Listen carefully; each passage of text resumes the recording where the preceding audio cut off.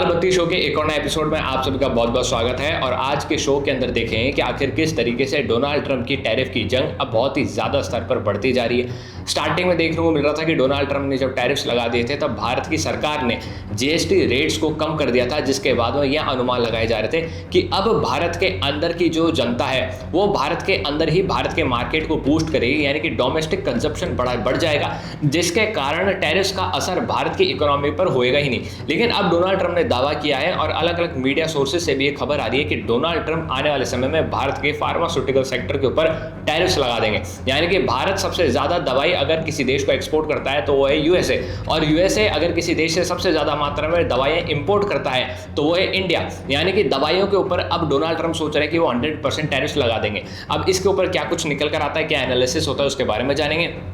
लेकिन साथ साथ ये जो टैरिफ की जंग थी ना, इस टैरिफ की जंग में एक चीज़ आगे चर्चा में आ रही थी, और वो चीज़ थी कि भारत की जनता को स्वदेशी चीज़ों को अपनाना चाहिए, भारत के अंदर बने प्रोडक्ट्स को, भारत के अंदर बनी चीज़ों का इस्तेमाल करना चाहिए। लेकिन देखने को क्या मिलता है कि भारत की जनता ऐसा काम करती नहीं है। भारत की जनता धीरे धीरे कर उन्हीं चीज़ों पर निर्भर रहती है जो अमेरिका से बनकर आती है।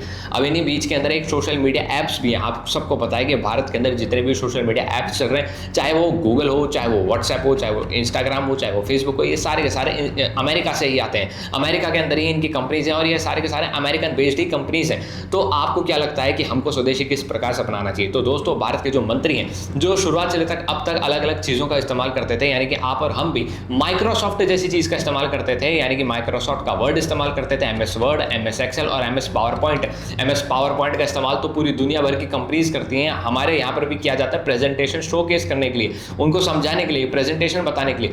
लेकिन अब खबर सामने ये आ रही है कि भारत के मिनिस्टर्स अब जोहो ऐप का इस्तेमाल कर रहे हैं, जो कि स्वदेशी ऐप है, भारत का खुद का ऐप है, और इसके अंदर उन तमाम चीज़ों का खतरनाक तरीके से, अच्छी तरीके से उल्लेख किया गया है जो अमेरिकन बेस्ड अलग अलग कंपनीज के अंदर है। उदाहरण के लिए जोहो का पावर पॉइंट भी है, जिसके जरिए आप वीडियो के अंदर देख सकते हैं कि किस प्रकार अश्विनी वैष्णव, जो भारत के इलेक्ट्रॉनिक्स और इंफॉर्मेशन टेक्नोलॉजी के मिनिस्टर हैं, वो किस तरीके से प्रेजेंटेशन शो कर रहे हैं, और वो यहाँ पर बताते भी हैं कि हमें स्वदेशी ऐप्स का इस्तेमाल करना चाहिए। साथियों नमस्कार। सबसे पहले तो स्वदेशी की इस भावना से आज का जो पीपीटी बना है वो जोहो पे बना है, माइक्रोसॉफ्ट पावर पॉइंट पे नहीं है, जोहो पे बना है। जैसा 2 दिन पहले से काम चालू किया था इसमें।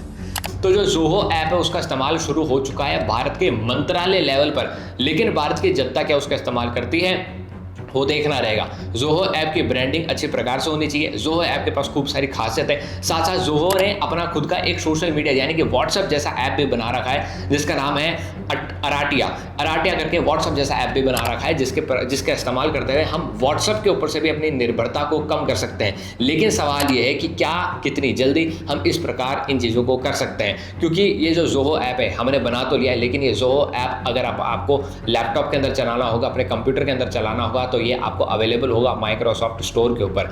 इसका मतलब हमको और भी ज़्यादा निर्भरता को कम करना है। अगर आप इस जोहो ऐप को मोबाइल में चलाएंगे तो ये अवेलेबल होगा गूगल स्टोर के ऊपर, आईफोन है आपके पास तो वो अवेलेबल होगा एप्पल ऐप स्टोर के ऊपर। यानी कि हमारी निर्भरता अब भी अमेरिकन कंपनीज के ऊपर है, क्योंकि हमारे मोबाइल का जो एक्सेस है वो अमेरिका से आता है, हमारा जो मोबाइल है वो अमेरिका का है, उसकी कंपनीज अमेरिका की है।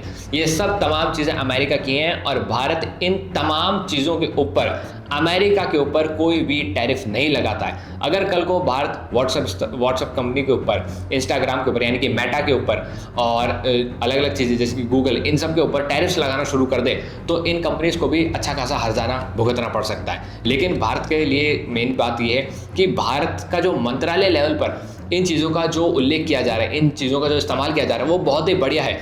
इनकी वीडियोस बननी चाहिए, वायरल होना चाहिए, इनको ब्रांडिंग मिलनी चाहिए, इनका अच्छा खासा पीआर होना चाहिए, जनता तक ये बात पहुंचनी चाहिए कि जोहो ऐप है क्या। तभी आप देख सकते हैं कि हम इसके ऊपर वीडियो बना रहे हैं कि हम चाहते हैं कि जनता ये देखे कि आखिर जोहो ऐप है क्या। जोहो ऐप का जितना प्रचार होगा उतनी ही माइक्रोसॉफ्ट के ऊपर से निर्भरता कम होगी। कल को कोई और चीज़ आएगी तो फिर हम उसका प्रचार करेंगे, फिर उसकी भी निर्भरता अमेरिकन बेस्ड कंपनीज के ऊपर से कम हो जाएगी, हमारी जनता की निर्भरता। लेकिन सवाल ये है कि क्या जोहो ऐप सक्सेसफुल साबित हो पाएगा? पाएगा? क्या भारत की जनता जोहो ऐप को इस्तेमाल कर पाएगी? क्योंकि इससे पहले जब लॉकडाउन था तब 2 बड़े चर्चित ऐप्स आए थे भारत के अंदर। एक था आरोग्य सेतु ऐप, जिसके अंदर हेल्थ की से रिलेटेड चीज़ें थी कि भाई आपके एरिया के अंदर कितने रेडियस के अंदर कितने कोविड पॉजिटिव लोग हैं, आप क्या हेल्थ वाइज आप कैसे हैं, ठीक है नहीं है, आप अपने हॉस्पिटल्स आजू बाजू देख सकते हैं, अन्य चीज़ें देख सकते हैं। वो बड़ा ही सक्सेसफुल साबित हुआ था।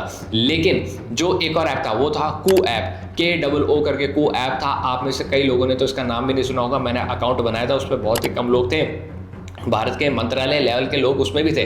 जिस तरीके से भारत के जो मंत्रालय हैं, मिनिस्टर्स हैं, वो मिनिस्टर्स आज जोहो का इस्तेमाल कर रहे हैं। भारत के मिनिस्टर्स उस समय कू ऐप को भी इस्तेमाल करते थे। कू ऐप के बारे में मैं आपको बताऊं तो कू ऐप को दोस्तों ट्विटर जैसा बनाया गया था, यानी कि आज का जो एक्स है उसकी तरह बनाया गया था। उसके अंदर भी उस तरीके से पोस्ट किया करते थे, बड़े बड़े न्यूज़ चैनल्स के एंकर्स भी थे उसके अंदर, सेलिब्रिटीज़ भी थे और बड़े बड़े मिनिस्टर्स भी थे। प्रधानमंत्री मोदी ने तक उसके ऊपर अकाउंट बनाया था। लेकिन कू ऐप आज कहाँ है दोस्तों? कू ऐप दोस्तों बैंकरप्ट हो चुका था। कू ऐप को बंद करनी पड़ गई अपनी सर्विसेज, क्योंकि कू ऐप ने इतना पैसा ही नहीं कमाया जितनी उसको जरूरत थी, और ना ही कू ऐप को सरकार से कोई फंडिंग मिली, ना ही कू ऐप को सरकार से कोई मदद मिली, और एट एंड कू ऐप को दोस्तों भारत की जनता से भी कोई मदद नहीं मिली। तो सवाल यही है कि आज हम स्वदेशी चीज़ें बना तो लेंगे, स्वदेशी ऐप्स बना तो लेंगे, दुनिया भर के बड़े बड़े यूट्यूबर्स और एक्सपर्ट्स ये कह तो रहे हैं कि हमें अपना खुद का यूट्यूब बना लेना चाहिए, लेकिन वो क्या सक्सेसफुल हो पाएगा? हमने कू बना के देखा, वो बिल्कुल सक्सेसफुल नहीं हो पाया। कू ऐप बिल्कुल बंद हो चुका है, ना तो उसका PR हो पाया, ना उसकी ब्रांडिंग हो पाई।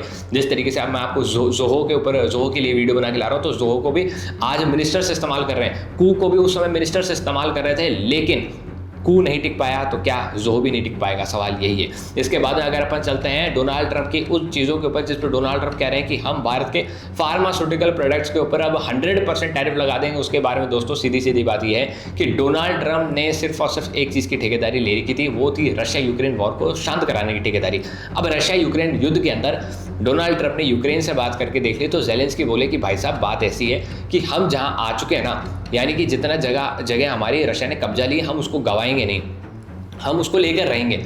और रशिया कह रहा है कि जितनी जगह मैंने कब्जा लिया उसको मैं छोड़ूंगा नहीं, मैं इसको लेकर रहूंगा और यूक्रेन को नेटो भी ज्वाइन नहीं करने दूंगा। तो अब डोनाल्ड ट्रंप परेशान है। तो डोनाल्ड ट्रंप यूक्रेन की, तो अगर फॉर एग्जांपल रशिया पूरा यूक्रेन को एनेक्स कर लेता है, नेटो को भी ज्वाइन नहीं करता है और अपनी कब्जाई जगह को छोड़ता नहीं है, तो डोनाल्ड ट्रंप की इसके अंदर बदनामी होगी, क्योंकि पूरा का पूरा यूरोप डोनाल्ड ट्रंप के खिलाफ हो जाएगा। तो यूक्रेन को यानी कि ज़ेलेंस्की को तो डोनाल्ड ट्रंप अब कुछ कह नहीं सकते। तो डोनाल्ड ट्रंप को अब प्रेशर बनाना पड़ेगा रशिया के ऊपर, यानी कि पुतिन के ऊपर, और उनको कहेंगे कि आप पीछे हो जाइए, क्योंकि अब डोनाल्ड ट्रंप की जो लाज और इज्जत है वो सिर्फ इसी चीज के अंदर है कि अब पुतिन हार मान ले, पुतिन पीछे हट जाए। अब डोनाल्ड ट्रंप को किसी भी तरीके से अपनी इज्जत बचाने के लिए पुतिन को पीछे करना पड़ेगा, लेकिन पुतिन मान नहीं रहे हैं और पुतिन पीछे हो नहीं रहे। तो अब डोनाल्ड ट्रंप क्या करेंगे? डोनाल्ड ट्रंप चाहते हैं, डोनाल्ड ट्रंप ने देखिए यूरोपियन यूनियन को कह दिया कि अगर पोलैंड के आसपास, बेलारूस के आसपास रशिया के कोई भी फाइटर जेट्स, रशिया का कोई भी ड्रोन दिखता है तो उसको मार के गिरा दिया जाए, कोई भी इंतजार नहीं किया जाए, कोई भी वेट नहीं किया जाए। और साथ साथ उन्होंने हाल ही के अंदर UNGA के अंदर जो मीटिंग हुई थी उसके अंदर ये भी कहा था अगर पूरा का पूरा यूरोप और नेटो एक हो जाता है तो हम मदद कर सकते हैं यूक्रेन की,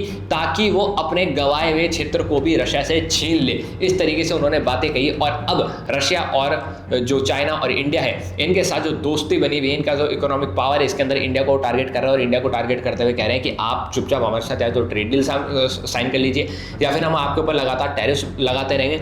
और आपके ऊपर प्रेशर क्या है, आपको करना क्या है, यानी कि इंडिया को करना क्या है? डोनाल्ड ट्रंप की तरफ से इंडिया को ये करना है कि सिर्फ और सिर्फ इंडिया को पीछे हट जाना है और रशिया से कोई डील नहीं करनी, ताकि रशिया पैसा ना कमा पाए और रशिया ये युद्ध हार जाए। सीधी सीधी बात है। लेकिन फिलहाल इस सिचुएशन के अंदर इंडिया झुक नहीं रहा है। इंडिया रशिया का चुपचाप साथ देता जा रहा है। अगर इंडिया को लग रहा है कि हमें सऊदी से तेल नहीं खरीदना है, अमेरिका से तेल नहीं खरीदना है, तो इंडिया चुपचाप जाकर रशिया से ही तेल खरीद रहा है और रशिया को पैसा पहुंचा रहा है। डायरेक्ट और इनडायरेक्ट आप माने या ना माने, इंडिया इस वॉर को तो फंड कर रहा है, चाहे वो हाथ रशिया की ओर बढ़ रहा हो, चाहे डीजल यूक्रेन की ओर बढ़ रहा हो। सवाल यही है, मुद्दा यही है। और तीसरी तरफ अपन बात करते हैं इंडिया की, तो इंडिया में देखने को मिलता है कि किस तरीके से भारत के अंदर जैसे ही नवरात्र शुरू हो जाती है, GST रेट्स कम थी, खूब सारे लोगों ने अपने घर से अंदर जो है खर्चा करना शुरू करा और चीज़ें खरीदनी शुरू कर दी, जिसके अंदर देखने को मिलता है कि ऑटोमोबाइल इंडस्ट्री के अंदर दोस्तों जो कि कारें बिकती हैं, यहाँ पर एक खतरनाक उछाल आया है और खतरनाक चीज़ें देखने को मिलती है। यहाँ पर ये देखने को मिलता है कि मारुति सुजुकी ने रिकॉर्ड तोड़कर अपनी सेल्स की है और यहाँ पर देखने को मिलता है कि उन्होंने 30,000 गाड़ियाँ बेच दी, होंडाई ने 11,000 बेच दी, टाटा मोटर्स ने 10,000 बेच दी और कार्स 24 यानी कि जो यूज्ड कार्स है, सेकेंड हैंड कार्स हैं, थर्ड हैंड कार्स है, जो यूज्ड कार्स होती हैं, इनकी जो सेल्स है वो 400% बढ़ गई। यानी कि मारुति सुजुकी, हुंडई और टाटा मोटर्स ने एक ही दिन के अंदर अंदर 50,000 से ज़्यादा गाड़ियों को यहाँ पर बेच दिया था और ये रिकॉर्ड तोड़ के चीज़ सामने आती है। यानी कि नवरात्रों के अंदर किस तरीके से जो जीएसटी रेट्स कम हुए थे, जीएसटी का जो तोहफा नरेंद्र मोदी देने वाले थे भारत की जनता को, वो यहाँ पर खतरनाक तरीके से साबित हो जाता है। और ये जो पीरियड है नवरात्रों से, यानी कि जो श्राद्ध एंड हुए थे, जैसे ये श्राद्ध एंड हुए थे तो हमने भी ग्राउंड पे जाके चेक किया था, तो मार्केट्स के अंदर काफ़ी ज़्यादा भीड़ थी, जनता चीज़ों को खरीदने के लिए उतारू थी, क्योंकि जीएसटी रेट्स कम हो गए और जनता को फायदा मिल रहा था, इसलिए जनता काफ़ी खुश भी थी। जो भाजपा के बड़े बड़े राज्य हैं जहाँ पर भाजपा राज कर रही है, तो उनके जो मुख्यमंत्री हैं वो भी ग्राउंड पर जाके चेक कर रहे थे कि आखिर किस प्रकार से जनता खुश है, कंज्यूमर खुश है, और जो सेलर है यानी कि जो दुकानदार है, जो बिजनेसमैन है, वो भी किस तरीके से खुश है। तो यहाँ पर ये चीज़ें देखने को मिलती है, काफ़ी सेल थी, काफ़ी भीड़ थी। और ये जो पीरियड है ना नवरात्राओं से लेकर दिवाली तक का, इस पीरियड के अंदर काफ़ी कुछ होने वाला है। जो डोमेस्टिक कंजप्शन है भारत का वो बढ़ने वाला है और इसी के इंतजार में भारत की सरकार बैठी है, ताकि अमेरिका को समझ में आ जाए कि आखिर हम चीज़ क्या है, और यूरोप को समझ आ जाए कि हमें फ्री ट्रेड एग्रीमेंट भारत के साथ साल 2026 और 25 के एंड तक करना ही करना है।